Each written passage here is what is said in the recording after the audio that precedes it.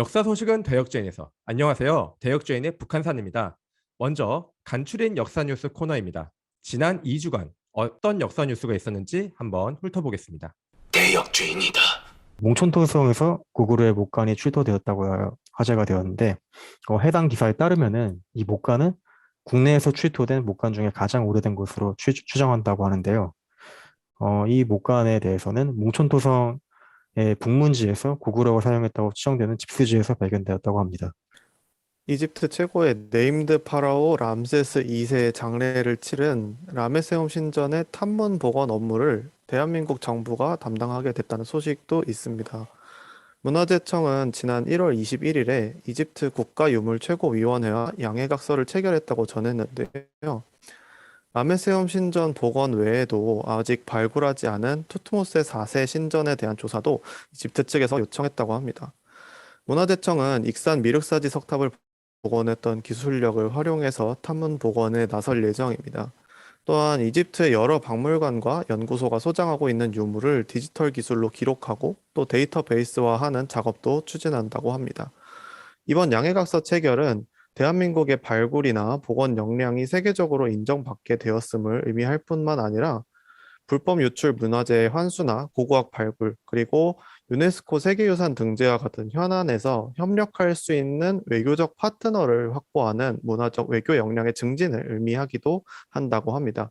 당장 올 6월에 예정되어 있는 가야 고분군의 세계유산 등재 결정 과정에서도 이집트 정부의 협력을 기대해 볼 수 있다고 합니다. 네, 다음 소식은 간송의 굴욕, 국부불상 2점이 유찰됐다라는 기사인데요. 지난 27일 K옥선 경매장에 간송미술관 소재 국보, 개미명금 동 3점 불입상과 금동 3점 불감 2점이 경매에 올랐지만 유찰되었다고 합니다. 간송미술관 측은 경영악화로 인한 구조조정 차원에서 수정품을 매각했다고 했지만 두 유물이 낙찰된다고 하더라도 경매 수익은 미술관으로 귀속되지 않는 것이 현실이라고 합니다. 경매 후 국립중앙박물관 측은 2년 전 경매에서 유찰된 간송 컬렉션을 구입한 것처럼 간송 측의 요청이 오면 구매 협의의 뜻을 밝혔습니다. 출품된 두 국보는 모두 각각 삼국시대 연대가 가장 앞서며 조선연대를 알 수 있는 불상이라는 점, 고려시대 목조 건축물을 재현했다는 점에서 건축사 연구에서 중요한 가치를 인정받고 있는 유물이라고도 소개하고 있습니다. 무령왕릉에 위치한 공주 송산리 고분군에서 건업인이 만들었다라는 글자가 쓰인 벽돌이 발견되었습니다. 건업은 6세기 중국 남조의 수도인데요. 이를 통해 백제왕릉에 사용된 벽돌을 중국인이 만들었다는 사실이 입증되었습니다. 백제의 국제적인 문화 교류를 밝혀주는 중요한 발견으로 주목받고 있습니다. 일제강점기 조선인 강제징용이 이루어진 사도강산의 세계문화유산 추진을 둘러싸고 한국과 일본의 입장이 첨예하게 대립하고 있습니다. 한국을 포함한 주변국의 반대에도 불구하고 일본 정부는 사도광산의 세계유산 추진을 준비 중이라고 하는데요. 주변국의 반발에 입장을 표명하지 않던 기시다 정부는 추천 기한인 2월 1일을 앞두고 사도광산을 세계유산에 추진하기로 결정하였습니다. 대역죄인이다. 네, 소식 잘 들었습니다. 그럼 역사 뉴스 집중 토론 순서로 넘어가 보겠습니다. 오늘은 사도광산 유네스코 등재 문제를 한번 다뤄보겠습니다. 태왕님, 이 사도광산 유네스코 등재 문제 어떤 논란이 있는지 조금 더 자세히 설명해 주실 수 있을까요? 네, 안녕하세요. 태영입니다. 오늘 준비한 집중 토론은 지금 최근 논란이 되고 있는 사도광산 세계유산 등재 문제인데요. 오늘 떴던 기사를 보니까 일본 정부에서 이거 세계유산 등재를 이제 추진하기로 결정을 했다라는 소식이 전달됐습니다. 그래서 이것과 관련해서 조금 더 심층적으로 들어가서 이 사도광산이 도대체 뭐가 문제이고 왜 논란이 되고 있는지 이런 부분들을 좀 체크해 보겠습니다. 첫 번째 사도광산 위치에 대해서 좀 살펴볼 건데요. 이 사도광산은 일본 나카타현 본섬이 이제 혼슈섬에 있는데 우리나라 지도와 굉장히 비슷하게 생겼죠. 이 섬이 이제 여기에서 금과 은 같은 그런 광석이 많이 발견돼서 일찍이 광산으로 이제 개발됐던 그런 곳인데요. 오른쪽에 있는 지도를 보시면 한국 한반도에서 이 사도섬으로 건너가는 그런 경로도 살펴볼 수 있습니다. 다음 페이지 보시면 지금 현재 이제 세계유산으로 지금 이제 신청했던 기타자와 유적군이거든요. 그 옆에 보이는 산이 있는데 산의 가운데 구멍이 뚫어져 있는데 그게 이제 금광을 파고 들어간 흔적입니다. 그러니까 이 사도섬은 산에 있는 광산을 이제 파가지고 그걸로 이제 금을 획득하는 그런 곳입니다. 그리고 그 밑에 있는 사진은 실제 그 산을 파고 들어간 그 갱도의 모습이고요. 다음 페이지 가면 이 사도광산의 역사를 좀 먼저 살펴보고 싶은데요. 이 사도광산은 공식 이제 일본 정부에서 세계문화유산에 등재했을 때 그 쓰고자 하는 공식 명칭은 금을 중심으로 한 사도광산 유산군. 그러니까 전체 이 사도광산을 포함한 여러 가지 그 유적지를 그 유적군으로 유산군으로 묶어가지고 그걸 이제 등재를 신청한다라는 뜻을 가지고 있습니다. 그래서 16세기부터 400년 동안 가동된 일본 최대의 금은산이라고 하고요. 이 각 시대별로 유적과 간사한 마을들이 온전하게 잘 보존되어 있다고 합니다. 그리고 이제 일본 정부에서는 특히 메이지 시대의 어떤 대표적인 산업유산으로 강조하고 있습니다. 그래서 이 역사를 좀 간략하게 살펴보면 일단 1542년 그러니까 도요토미 히데요시가 지배하던 시절에 여기서 은광산이 처음 채굴됐습니다. 그래서 실제 1592년에 있었던 임진왜란 때도 여기 그 은 생산을 도요토미 히데요시 정부에서 요구해가지고 그 전비로 실제 사용됐다라는 기록도 남아 있고요. 그 다음에 1601년부터는 금을 캐기 시작했습니다. 그 1896년에는 그 전범 기업으로 유명한 미쓰비시 합자회사가 이 사도광산 운영을 시작하게 됩니다. 그리고 이제 1939년 2월부터 조선인 노동자들이 동원이 본격적으로 시작되게 됩니다. 그리고 1940년대 들어서 태평양 전쟁이 이제 본격화되면서 여기서 채굴된 금을 가지고 전비로 실제 사용됐다는 기록을 남기고 있습니다. 네, 이상으로 이제 그 사도광산 역사를 좀 살펴봤고요. 다음은 이제 그 사도광산이 왜 문제가 되고 있는지 그 논란의 핵심을 좀 살펴보겠습니다. 그 다음 페이지 보시면 첫 번째 옆에 있는 사진이 조선인 이제 광부가 그 썼던 그런 사용 내역서, 그러니까 비용 처리하는 그런 건데 여기 기록은 지금 자세히 보이진 않는데 그 조선인 노동자들이 받았던 금액을 공동 위탁 방식으로 해가지고 기업에서 관리하는 그런 증거물이 실제 입수가 되었습니다. 그 옆에 있는 거는 여기서 사도광산에 동원됐던 조선인 노동자들이 썼던 수첩에서 도장이 찍혀 있는 그 일수마다 이렇게 찍어가지고 그 사람이 실제 근무했던 어떤 그런 증거물로 남겨두고 있고요. 그리고 그때 당시의 어떤 상황을 보면 이 강제 동원됐던 그 조선인 노동자들이 탈출을 시도한 경우가 굉장히 많았다고 합니다. 일단 기록상으로는 지금 현재도 계속 그 조사 중이라 1,100명에서 1,500명 정도 동원됐다라는 기록이 지금 현재는 이제 추정이 되고 있는데요. 그 중에 거의 10% 정도가 이 탈출에 성공했으니까 실패한 경우까지 합치면 굉장히 많은 수가 이 그 고된 노동에 견디지 못하고 탈출을 시도했다라는 사실을 알 수 있습니다. 그리고 가장 중요한 게 그 노동을 했으면 그 임금을 줘야 되는데 임금을 제대로 처리를 해주지 않았다라는 게 문제입니다. 그러니까 이 1,000명분의 어떤 임금 자체를 최소한의 생활을 유지할 수 있는 그 자그마한 금액만 주고 나머지는 다 그 비용을 처리를 회사에 위탁을 시켜버린 겁니다. 그 명목이 뭐냐면 그 사람들이 조선에서 일본으로 건너왔을 때 들어갔던 교통비용, 관리비용, 그 다음에 그 광산을 할 때 쓰는 도구 비용, 그 다음에 각종 명목의 보험금. 그러니까 실제 조선인들이 그 강제 동원이 되지 않았으면 쓰지도 않을 돈인데 또 불구하고 그 명목으로 이 돈을 굉장히 임금을 이제 회사나 정부 측에 일본 정부 측에서 갈취하는 어떤 그런 게 있습니다. 그래서 이게 해방 이후에 이 조선 노동자들이 이제 본국으로 귀환하거나 일본에 정착을 했는데 이 금액은 지급이 되지 않았고요. 결국 이 문제는 이 강제 동원 자체에 임금을 제대로 주지 않고 그것을 은폐하려는 그런 문제가 지금 제기되고 있습니다. 그리고 이제 그 광산에서 일했던 분들 대다수가 이제 광산에 있었던 그 직업병인 진폐병이라 해가지고 폐가 이제 굳어가는 그런 병이거든요. 그래서 그 병에 걸려가지고 대다수가 이제 노년을 굉장히 불행하게 살고 있는 모습들이 이제 관찰이 되고 있어서 안타깝다라는 생각이 좀 듭니다. 그럼 이제 좀 쟁점에 대해서 좀 살펴볼 것 같은데요. 크게 세 가지로 좀 정리를 해봤습니다. 그 첫 번째 쟁점은 이제 일본 정부에서 이런 어떤 강제로 동원됐던 사실, 그 다음에 임금 지불을 제대로 하지 않았던 사실을 은폐하고 세계문화유산에 등재를 시도하고 있다는 것입니다. 이것은 이제 그 2015년에 있었던 군함도 사건에 비추어 봤을 때도 똑같이 제기될 수 있는 문제인데, 일본 정부에서 군함도 등재를 하려고 했었을 때 한국 정부에서 반발을 하니까, 그럼 우리가 이 등재를 하는 거를 이제 하고 난 후에는 충분히 그 강제 동원했던 그 증거 자료들을 홍보를 하고 교육을 시키겠다라고 했음에도 불구하고 현재까지도 제대로 후속 조치가 이행되지 않고 있습니다. 그러니까 곧 사도광산이 이게 등재가 진행이 된다고 하더라도 또 똑같은 그 사안이 발생할 거라는 그런 예상이 충분히 가능한 그런 상황입니다. 두 번째 쟁점 문제는 이런 세계문화유산 등재를 둘러싸고 한국, 북한, 중국 등 그 당시 이제 강제 동원에 실제 연루되었던 그 국가들이 외교적으로 굉장히 이걸 극렬하게 반대를 하고 있다는 것입니다. 그러니까 일본 정부 입장에서 이 과거사에 대한 어떤 충분한 사과 내지 반성을 기반으로 세계문화유산을 등재해야 함에도 불구하고 굉장한 외교적 결례를 지금 현재 범하고 있다는 게 문제입니다. 세 번째 마지막 쟁점은 이 세계문화유산 등재를 둘러싸고 일본의 어떤 우경화, 심화 모습을 노골적으로 지금 비추고 있다는 것입니다.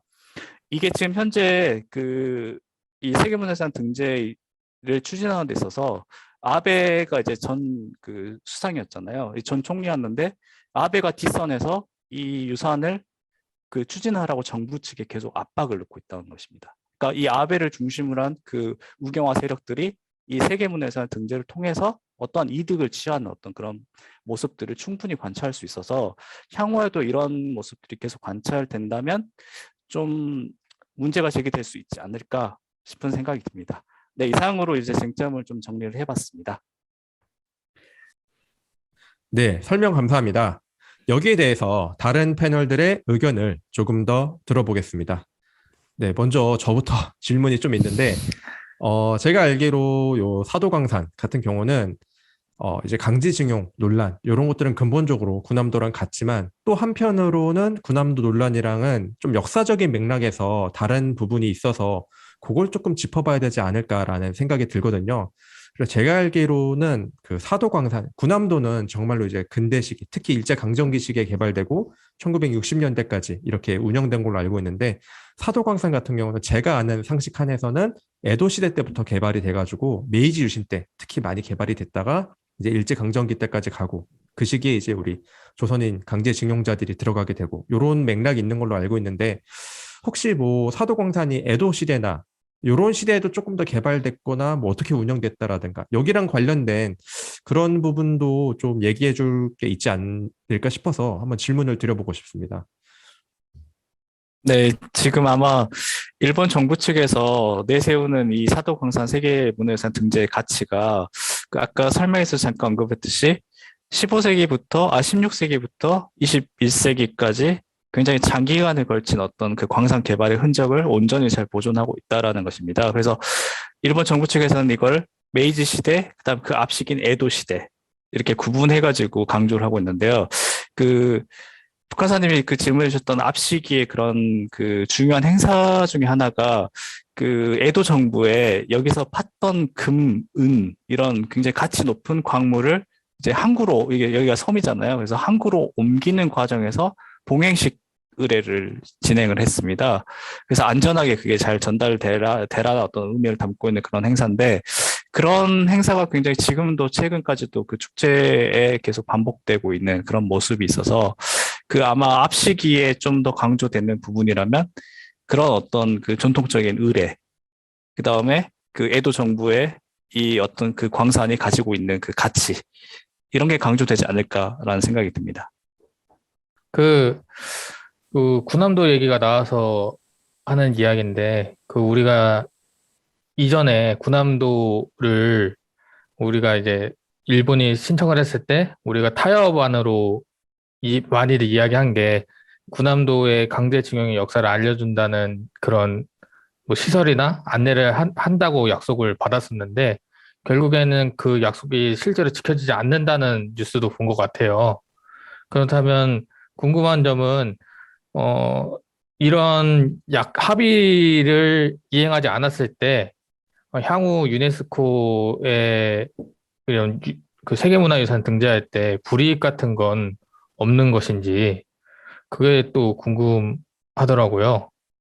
혹시 뭐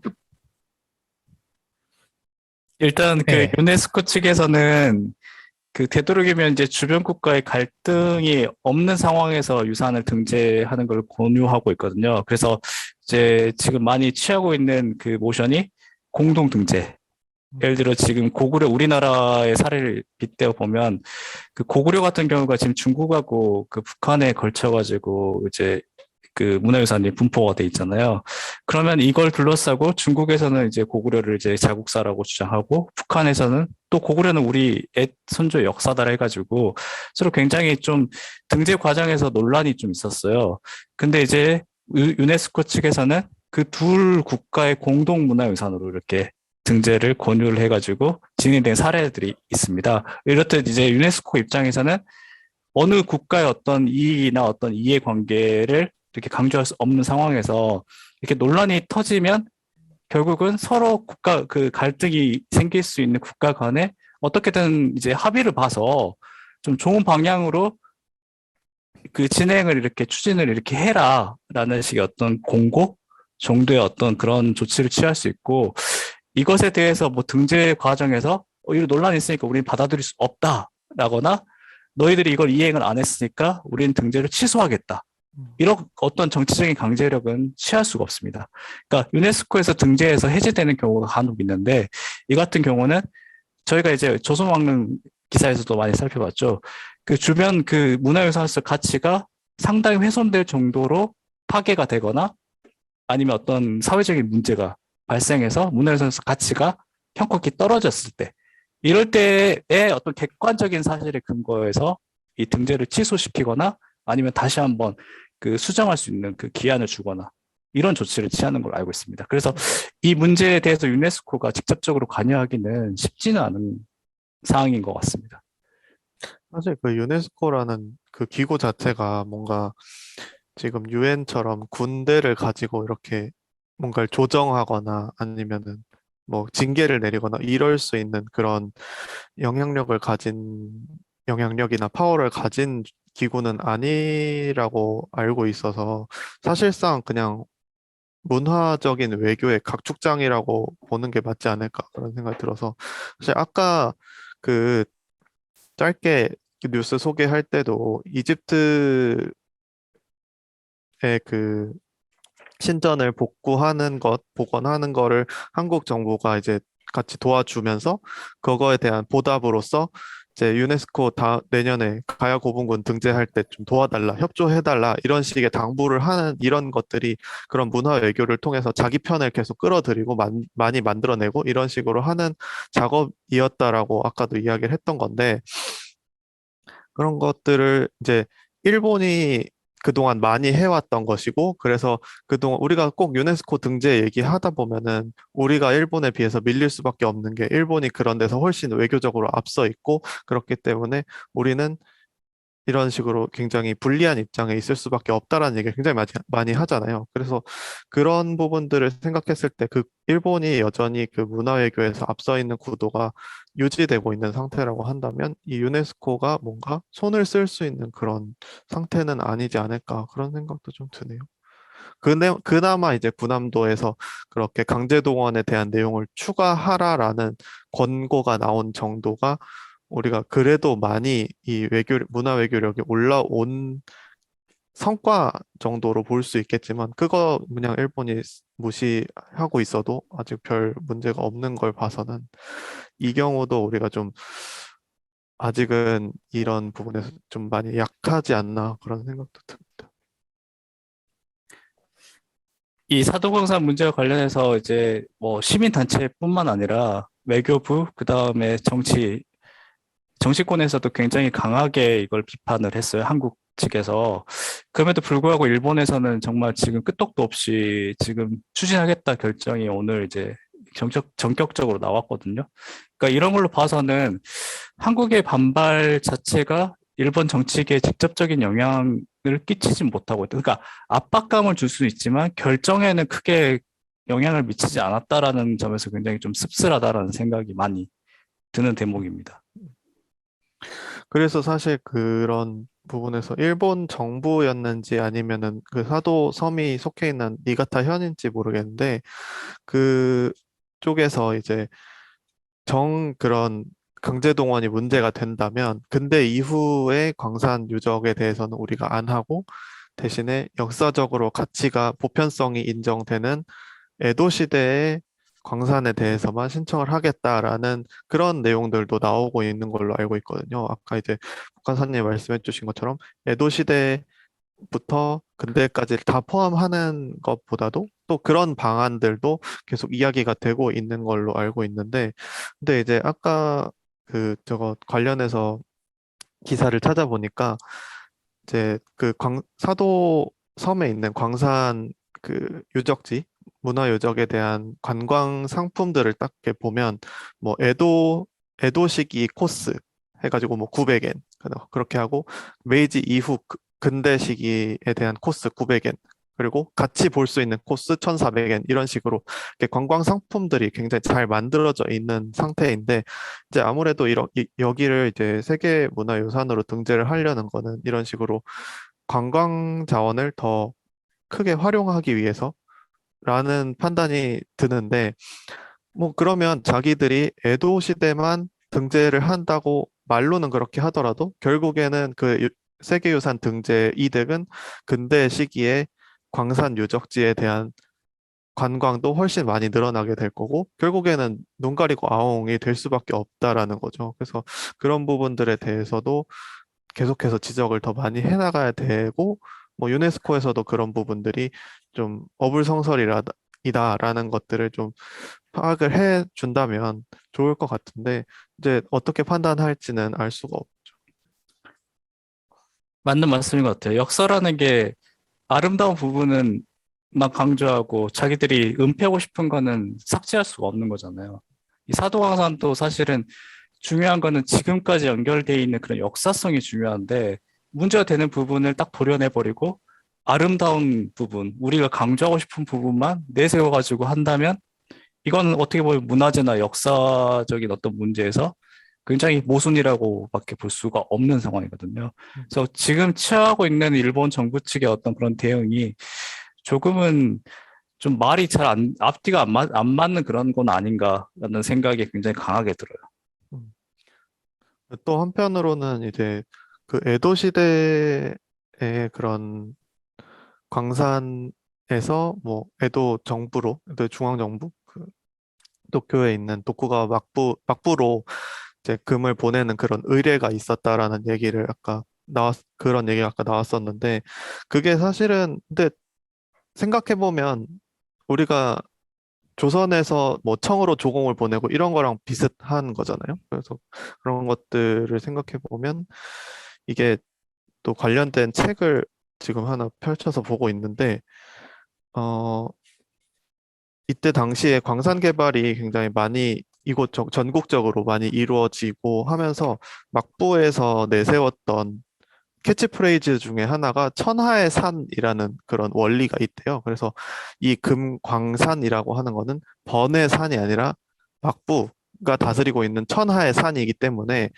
막부의 재정으로 다 들어와야 된다라는 이런 논리들을 막부에서 계속 피면서 이 광산을 몰수하기도 하고 그런 일들이 많이 있었다고 하더라고요. 그래서 이게 좀 억지스럽지만 크게 보면 막부가 번 정부를 약탈하고 착취하는 것의 연장선상에서 멀리 건너뛰어서 1940년대에 총동원 체제까지 이어지는 이런 광산 개발의 긴 역사가 약탈의 역사로 이어지는 이런 긴 역사를 한꺼번에 봐야 되는데 그거를 뚝 잘라서 에도시된 이런 아름다운 광산 개발이 있었다라는 식으로만 이야기하는 건 말이 안 된다는 거죠.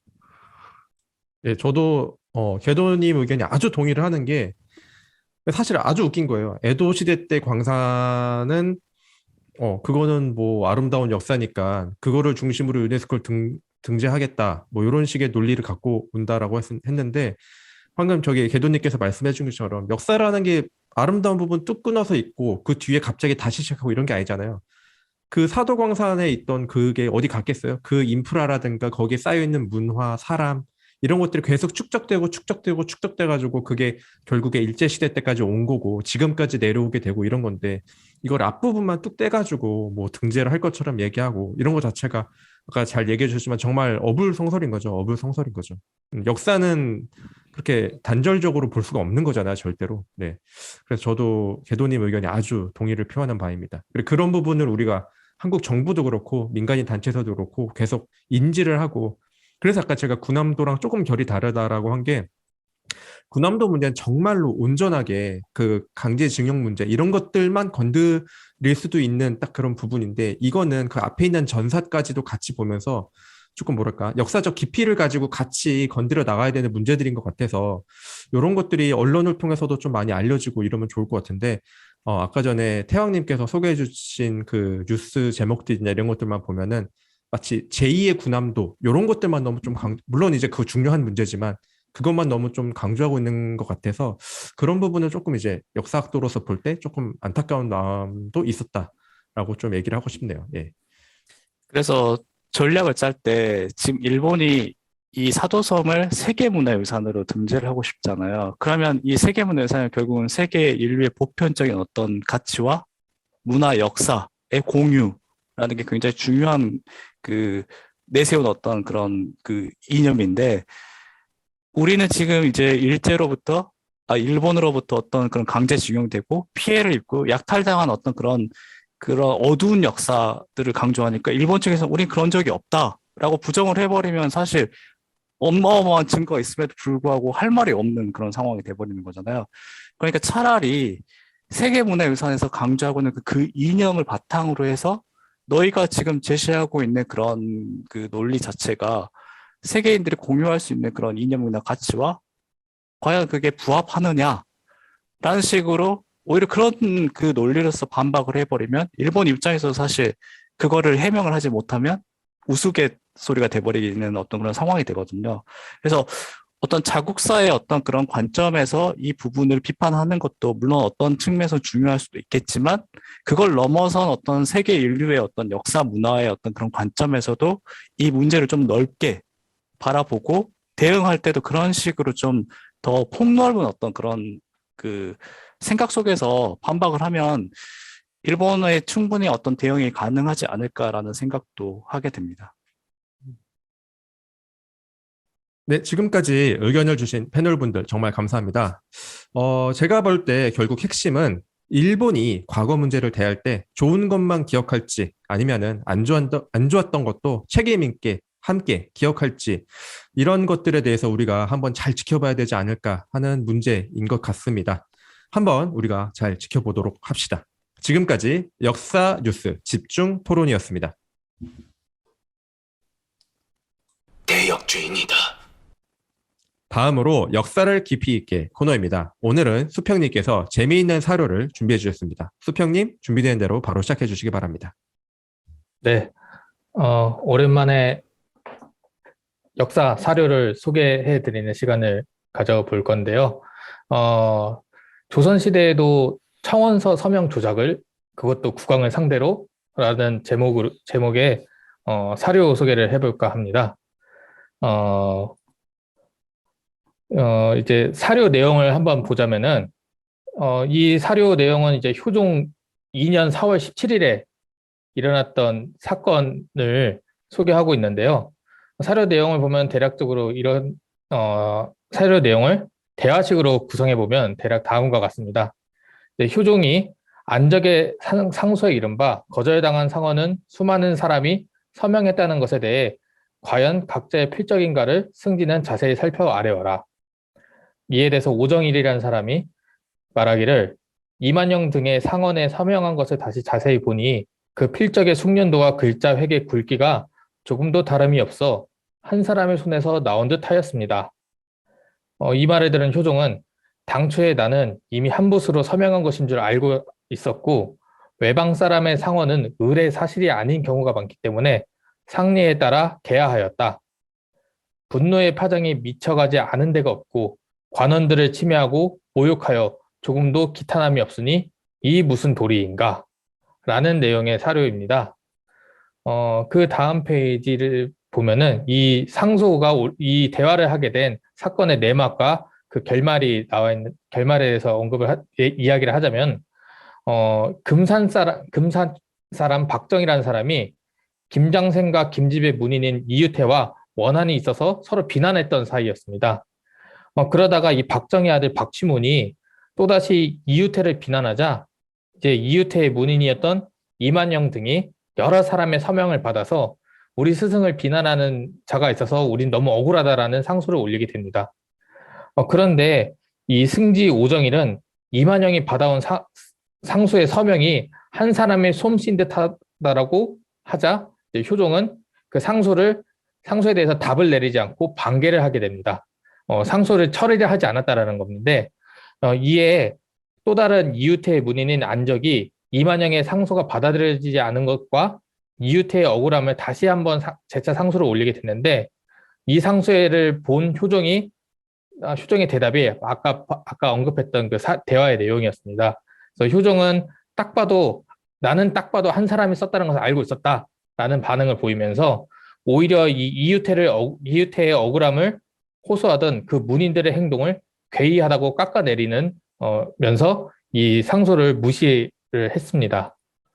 그렇다면 이만영 등의 상소가 조작되었다라는 것을 밝혀낸 오정일이라는 사람은 누군가라고 했을 때 이 오정일이라는 사람은 인조 연간에 서인이 주도했던 이의와 성운의 문묘종사를 반대했다가 성균관에서 출척당했던 인물이었습니다.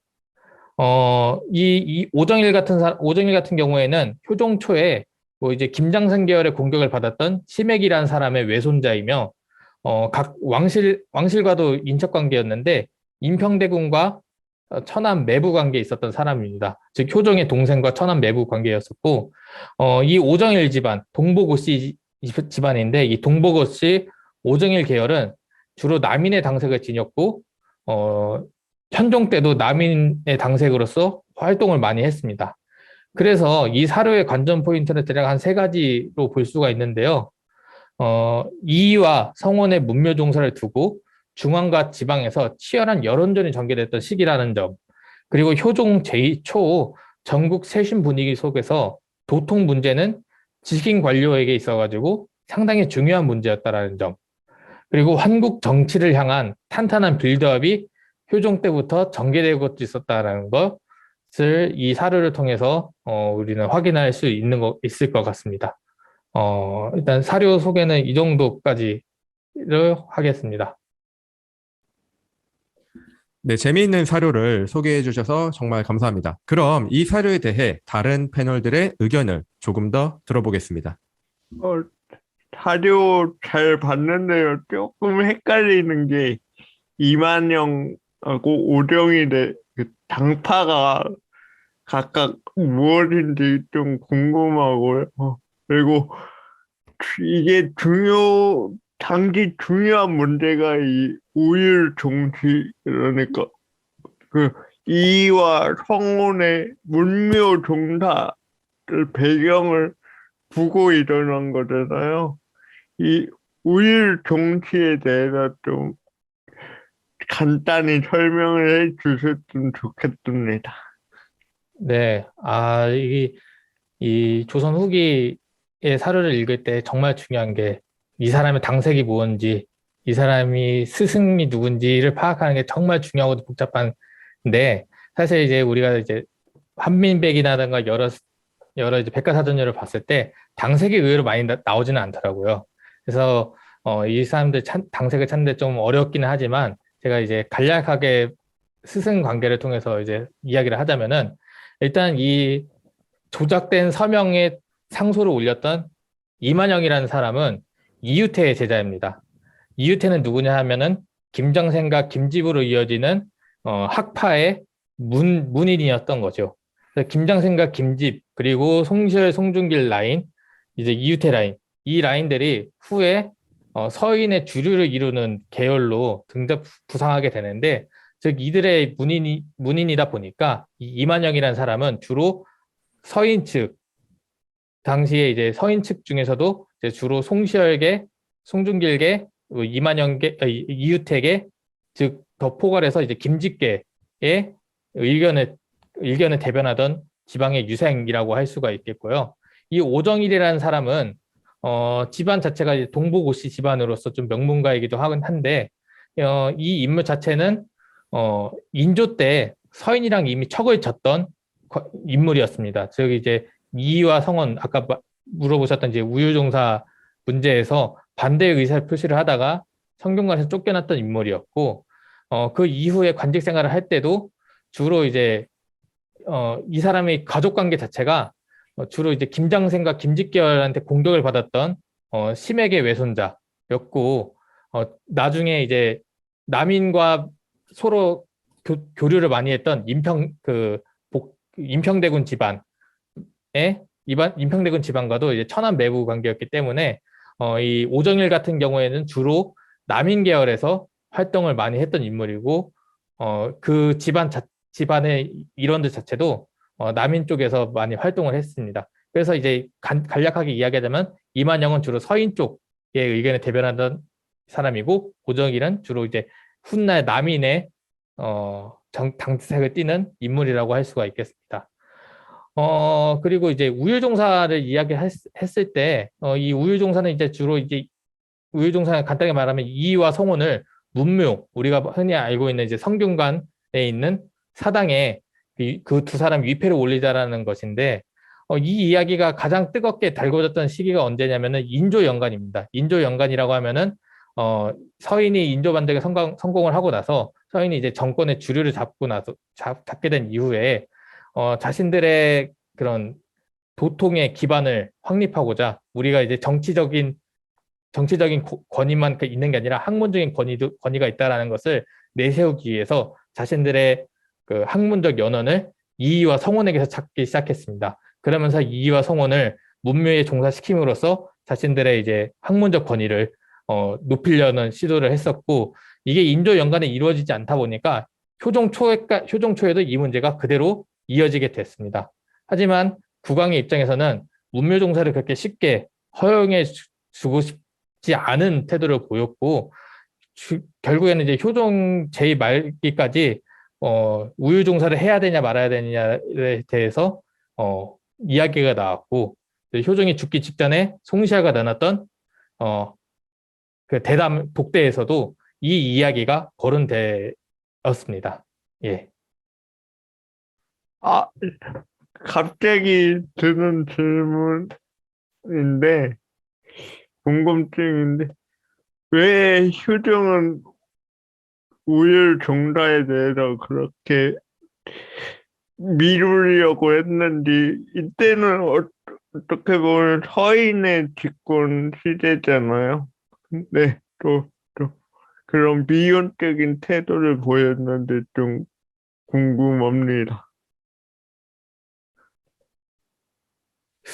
대체적으로 근데 이게 효종만의 문제가 아니라 인조도 그랬고 그 앞서서 선조 때도 결국 국왕은 문묘 종사를 하는데 되게 미온적인 태도를 보이더라고요. 특정 정파를 이렇게 할 수 없으니까 당파를 밀 수 없죠. 그렇게나 끝까지 있다가 이제 한참 해야지 지금 또. 그 광해군처럼 뭔가 이제 정권 초기에 자기가 이제 지지가 필요하다고 생각했을 때 그 정치적인 그 선택으로 과감하게 문묘 종사를 이제 허용하는 모습도 있긴 했는데 효종 같은 경우에도 앞서 이제 인조나 선조와 비슷한 태도를 보였고 그 태도를 끝까지 고수하는 입장을 보입니다. 그래서 그 태도를 왜 그런 태도를 보였을까라는 거는 제가 공부를 해야 하는 부분이기도 해가지고 진짜. 예. 그래서 그러니까 문묘종사는 진짜 어떻게 보면 뛰어난 사람들은 다 맞는데 걔들보다 더 뛰어난 사람이 있음에도 불구하고 정치적인 입장 때문에 선정 안 되는 사람 되게 많잖아. 그렇죠. 그 신라 시대하고 고려 시대 때 선정된 인물 가지고도 논란이 엄청 많았거든. 하긴 이연적 가지고도 그래. 광해군 때 회태 변척 이게 학문적으로 뛰어난 게 아니라 정치적으로도 뛰어나고 후학을 정말 잘 양성을 해야 정말 오를 수 있는 명예의 자리지, 명예의 전당이지 진짜. 이게 그 문묘종사에 관해 가지고 한 가지 또 재미있는 논문이 하나 있었는데 그 논문 보면은 우리가 이제 문묘종사 한 인물 중에 정여창이라는 사람이 있어요. 그 정여창이라는 사람이 과연 정말 문묘종사에 얼마나 타당한 인물이었는가 그 사람의 그 일생을 좀 파헤쳐본 논문이 있었는데 그 논문을 보더라도 정여창이라는 사람이 정말 학문적인 능력이 뛰어나가지고 과연 문묘에 올랐을까라는 그 의문점을 들게 하는 논문이더라고요. 그 논문 읽었을 때 그 정말 학문적으로 뛰어나서 문묘종사에 갈 수 있음에도 불구하고 정치적 이유로 못 올라간 사람도 있고 정여창처럼 친구나 인맥을 잘 넣어가지고 이거 정여창 집에서 고소할 수도 있겠는데 시대적 분위기, 의리가 중시된 시기에 의리를 지키다가 죽었기 때문에 그 문묘에 올라갔던 인물도 있으니까 이거는 이제 문묘종사는 왜 했고 왜 안 했냐를 그러니까 재단하기에는 참 어려운 문제라고 볼 수가 있을 것 같습니다. 근데 이게 좀 아예 다른 문제긴 하지만 이 문묘종사라는 게 어쨌든 이 시대의 어떤 정신이잖아요. 정신을 가장 대표적으로 나타낼 수 인물들을 문묘에 올리는 거잖아요. 그래서 뭐 모든 나라의 헌법이 있고 헌법 전문에 보면 뭐 대한민국 헌법은 어떤 뭐뭇의 뭐 그 의지를 이어받아서 뭐 이런 얘기들이 있잖아요. 그래서 우리가 뭐 정신을 이어받아. 있고 뭐 이제 이런 그렇지. 내용들이 있는데 뭐 거기에 5.18을 넣을 거냐 말 거냐 이런 얘기 맞아, 가지고 맞아. 엄청난 논쟁이 벌어지고 그것을 뭐 쉽게 누구도 쉽사리 이걸 꼭 넣어야 된다라고 정치적으로 말할 수 없는 그런 부분들하고 좀 비슷한 게 아닐까 그런 생각이 드네요. 저거는 나도 개도님 말이 아주 맞다고 생각을 해. 이건 뭐 사실 상식적으로는 다양한데 그 문묘종사 한다는 거는 국가에서 이 사람을 국가의 위인으로 모시겠다. 국가의 맞아, 공식적으로. 정신을 이제 담고 있는 거다라고 공식적으로 인정하는 건데 그렇지. 그거를 아주 사실 예민하고 민감한 문제지. 아이고, 제가 질문을 너무 깊숙한 질문을 해서 아니 근데 되게 중요한 문제인 것 같아. 이 사람들이 왜냐면 조선시대 때 겨우 이딴 거 가지고 왜 싸움을 해? 라고 생각할 수 있는데 굉장히 사실 지금도 중요하다는 똑같은 거 거. 갖고 싸우고 있어. 그렇지. 지금도. 옛날 사람 조선시대 사람들이 뒤떨어진 게 아니라 지금도 똑같이 똑같은 싸움하고 걸로 있다라는 싸우고 건 있어. 문제인 거지 진짜. 이게 그 흥미로운 점은 위에서는 되게 고고하게 얘기하는데 결국 이제 밑에서 여론이라고 나오는 것들은 점점 격양돼서 나오게 되죠. 격앙되고 네. 이제 사인 갖고 사기치고 이제 이러는 거지. 네. 우리도 이제 정치 유튜브 같은 거 봤을 때 처음에 이제 정당에서는 워딩이 되게 이제 고고하고 정숙하게 이제 정당에서 얘기하는데 그 밑에 지지자들이 이제 유튜브나 이런 방송들을 할 때 자극적인 언어들을 이제 쓰게 되는 거죠. 근데 이제 모든 역사적인 사건들을 우리가 딱 단절적으로 놓고 볼 수는 없는 것이지만 우리가 교과서에서 옛날에 배울 때는 효종 이제 복림대군이잖아요. 그래서 효종초는 보통 서인이 끝발이 엄청 날 때로 알고 있는데 그때 이제 아까 얘기하셨던 이름이 뭐였더라? 오정일이라는 인물이 그 이와 성혼의 그 문묘종사를 반대하는 상소를 올렸다가 그냥 올리기만 한 게 아니라 성균관에서 쫓겨난 사람이다라고 이야기를 하셨었는데 이 사람이 또 남인 계열이다라고 이야기를 하셨고 근데 이 사람이 이때 효종초에 어떻게 도승지가 될 수 있었을지 그건 그냥 간단한 의문인데요. 네. 일단은 우리가 이제 그 정치적으로 주도권을 잡았다고 했을 때 뭐 이제 한국 정치 시기 이전에는 뭐 일당이 전제로 해가지고 모든 권력을 독점하거나 관직을 독점하거나 라는 이 시기는 그런 시기는 아니었어요. 그러니까 주류를 점한다고 하더라도 뭐 어떤 다른 당파가 뭐 목소리를 못 내거나 뭐 관직 등용의 무슨 차별을 받거나 그런 시기는 아니었고, 일단 그리고 기본적으로 인조 말년에 인조가 추진했던 정책 자체가 파붕당을 많이 이야기를 했어요. 왜냐면 인조가 뭔가 이제 그 세자 교체 그 후계 교체 문제에 있어서도 뭔가 다들 이제 서인의 눈치만 본다라는 입장을 막 피력할 정도로 뭔가 이제 그 자신의 목소리를 내기 위해서 뭐 붕당 독단적인 당이 나서는 걸 이제 별로 이제 좋아하지 않았던 왕이었고 실제로 그런 식으로 이제 정치를 펼쳤고 효종 때도 우리가 이제 서인이 이제 끝발을 날리는 시기라고는 하지만 그 서인들 자체도 계열들이 이제 어느 한쪽이 주도권을 잡고 있었던 시기라고 이제 보여주기는 어렵습니다. 그래서 그 조정 내에서도 이제 뭐 원당이라든지 뭐 낙당이라든지 이제 뭐 한당이라든지 이제 송실 같은 계열은 이제 주로 인조 때 살림의 그 시골에 낙향했기 때문에 살림이라고 부르는 산당이라든지 서인 자체들도 서로 교통정리가 안 되어 있던 상황이어가지고 누구 하나가 독단적으로 이제 서인이 주도권을 잡았다 그래가지고 뭐 남인 계열이 뭐 등용이 못 되거나 남인 계열이 힘을 못 썼던 시기도 아니었고 그렇기 때문에 현종 때 예성 논쟁에서 남인이 본격적으로 목소리를 낼 수 있었던 배경도 효종 때는 아직 그 서인이 정치적 주류를 잡는다 하더라도 우리가 한국 정치 때 봤던 그런 정치 구도는 아니었기 때문에 그런 예속 논쟁부터 시작해서 한국 정치에 이어지는 그런 정치적인 흐름이 나타났다라고 이제 이야기를 할 수 있겠습니다. 예. 네, 저는 그 상소에 서명을 했다라는 사실이 굉장히 재밌게 그 받아들여졌는데, 지금도 이제 서명을 할 때 굉장히 다양하게 하잖아요. 이름을 뭐 정자로 쓰는 사람, 흘겨 쓰는 사람, 뭐 의미 없는 어떤 기호를 뭐 별표라든가 하트라든가 이런 굉장히 다양하게 그 서명을 하는데, 이 조선시대에는 서명을 어떤 방식으로 했는지가 좀 궁금합니다. 그 서명이 이제 조선시대에도 활발하게 이제 이용이 됐었고, 근데 우리가 흔히 지금, 저 개인적으로는 지금 무슨 공문서 서명을 할 때 제 이름을 정자로 쓰지는 않고 저희가 개인적으로 쓰고 있는 그 사인을 공문서라든지 사문서라든지 그런 거 개의치 않고 쓰는데, 저도 이제 뭐 고문서를 많이 본 것은 아니지만 주로 이제 지금 우리가 이야기하고 있는 주로 상소에 올릴 때 이제 여러 사람의 동의를 받았다라고 할 때 상소에 올리는 이제 공식 문서에 적는 서명 같은 경우에는 거의 정자, 우리가 알고 있는 이름 세 글자나 두 글자를 정자로 써서 이제 올리기 합니다. 그래서 대표적으로 영남 만인소라고 치면은 그 상소에 올렸던 그 만 명의 이름, 그 유생들의 그 이름들이 다 써 있는데 뭐 그런 식으로 이제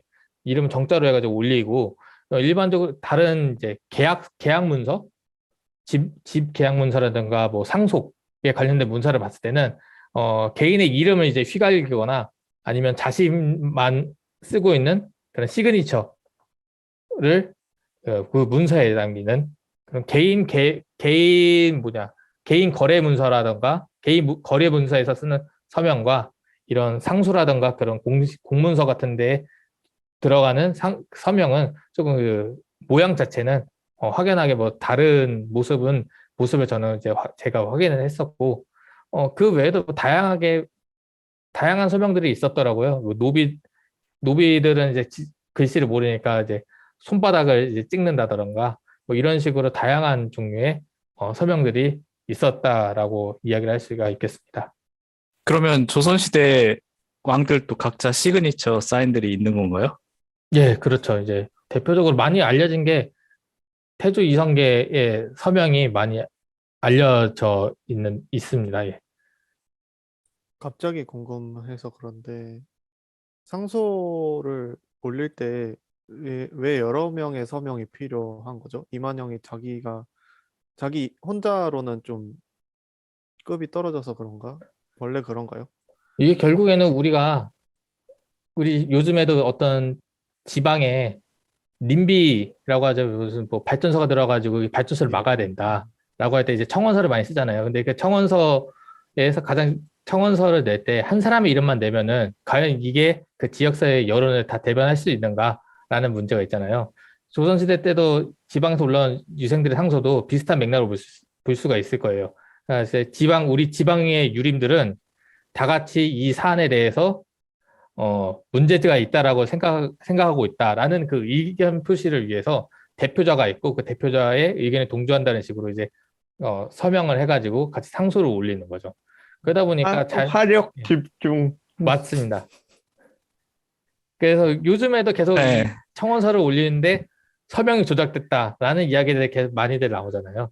이때도 어떻게든 사람들을 많이 끌어모으고 이만큼 우리가 여론을 대표한다라는 것을 이야기하기 위해서 한 사람이 이제 서명을 많이 써서 문제가 된 사례가 바로 이 이만영의 상소라고 볼 수가 있을 것 같습니다. 예.